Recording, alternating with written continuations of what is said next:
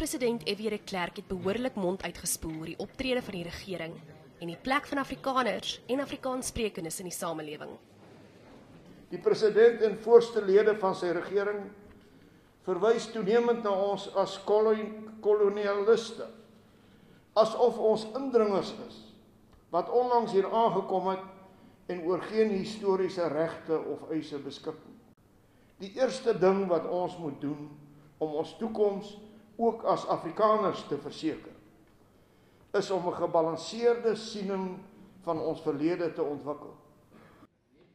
De Klerk sê Afrikaners moet ophou skaam wees oor die verlede. Hierdie skuldgevoel is ondermynend en verhoed ons dikwels om op te staan vir die regte wat ons in die grondwet onderhandel het.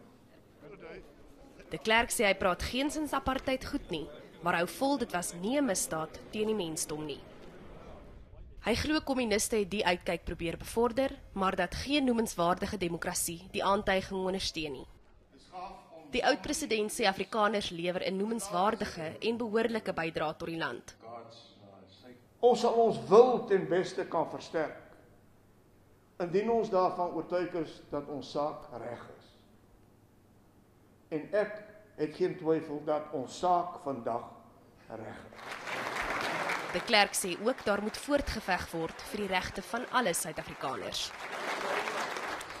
De Klerk het ook sy kritisie wat 'n ander rigting in wou slaan gekap.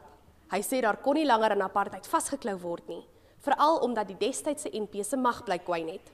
Die oud-president sê dit sou ook vreedsame onderhandelings onmoontlik gemaak het. Karla Kutse, Een Nuus, Pretoria.